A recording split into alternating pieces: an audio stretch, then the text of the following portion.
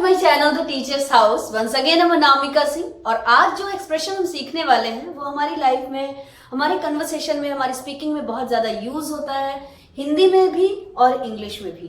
तो देखिए क्या है वो एक्सप्रेशन। एक्सप्रेशन है it's no use.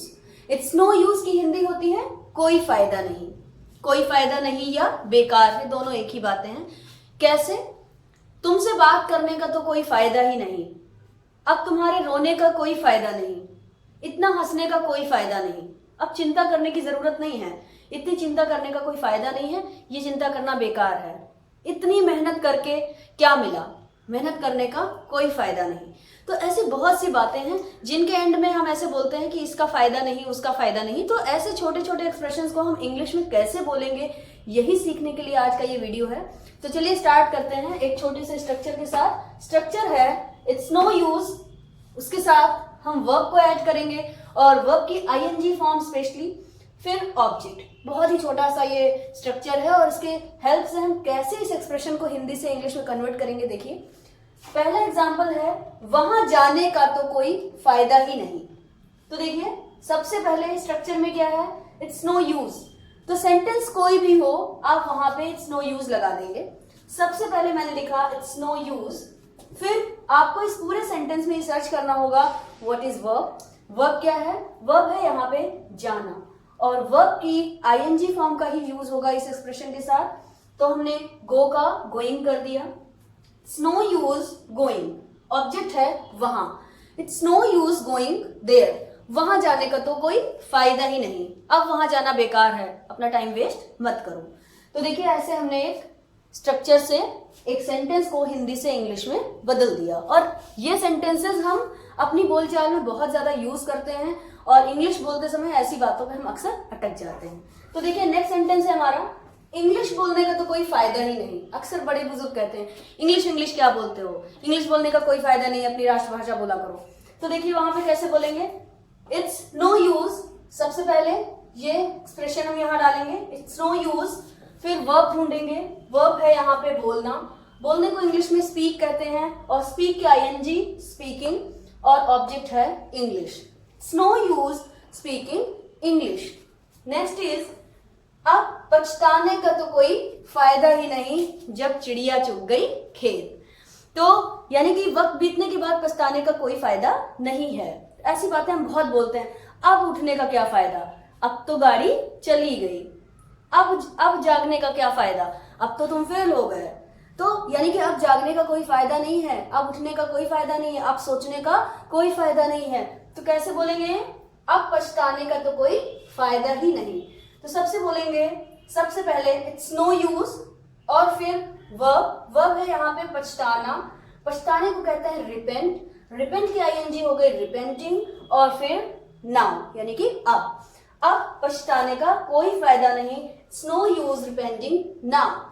Next is अब चिंता करने का कोई फायदा नहीं, या अब चिंता क्यों करते हो, या अब चिंता करना बेकार है, व्यर्थ है। तो कैसे लिखेंगे, इट्स नो यूज, फिर वर्ब यहाँ पे है चिंता करना। चिंता करने को कहते हैं वरी, और वरी की आईएनजी वरिंग और now. It's no use worrying now, अब चिंता करने की कोई जरूरत नहीं, अब चिंता करने का कोई फायदा नहीं। नेक्स्ट एग्जांपल इज समस्या से भागने का कोई फायदा नहीं। हमेशा समस्या का डट के सामना करना चाहिए, उसे फेस करना चाहिए, ना कि उससे भागना चाहिए। तो आप देखो कोई रास्ता हमारे पास नहीं बचा है, उस समस्या से भागने का कोई फायदा नहीं है, बेहतर यही कि उसका सामना किया जाए।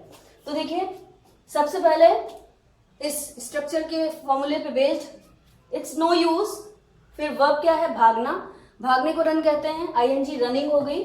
रन अवे होता है भागना, रनिंग अवे फ्रॉम, ऑब्जेक्ट हो गया प्रॉब्लम्स, फ्रॉम प्रॉब्लम्स। समस्या से भागने का तो अब कोई फायदा ही नहीं, क्योंकि अब हमारे पास कोई और रास्ता नहीं बचा। ऐसे बहुत सारे सेंटेंसेस। कोई छोटा बच्चा आप लेकर के मार्केट गए, कोई सामान मांग रहा है, जिद करते करते रोता है, आप उससे कहते देखो बेटा रोने का कोई फायदा नहीं, ये चीज मैं आपको नहीं दिलवाऊंगी। ऐसी बहुत सी चीजें हैं। आपके चीटिंग करने का कोई फायदा नहीं, मार्क्स तो आपको नहीं मिलेंगे। इस चीज का कोई फायदा नहीं, उस चीज का कोई फायदा नहीं, बेईमानी करने का कोई फायदा नहीं, इसका फल आपको जरूर मिलेगा। तो ऐसे एक्सप्रेशंस जो हम हिंदी से इंग्लिश बोलते समय अक्सर अटक जाते हैं, इनको सीखने के लिए ये छोटा सा वीडियो है। उम्मीद करती हूँ इस वीडियो से आपको काफी हेल्प मिलेगी।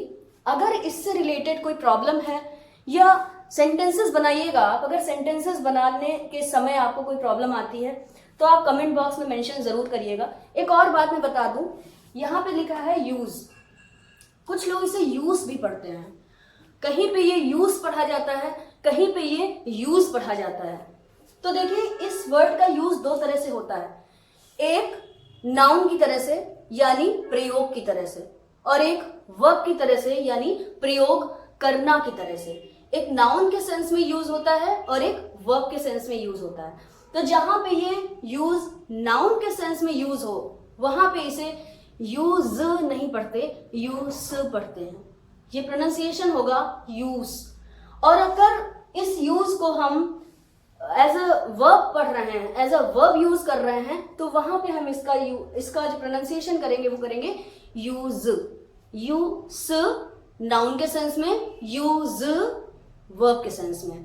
तो ये जब आप इंग्लिश बोलते हैं तो ये छोटी छोटी बातें बहुत मैटर करती हैं, तो इनको भी ध्यान में रखिएगा।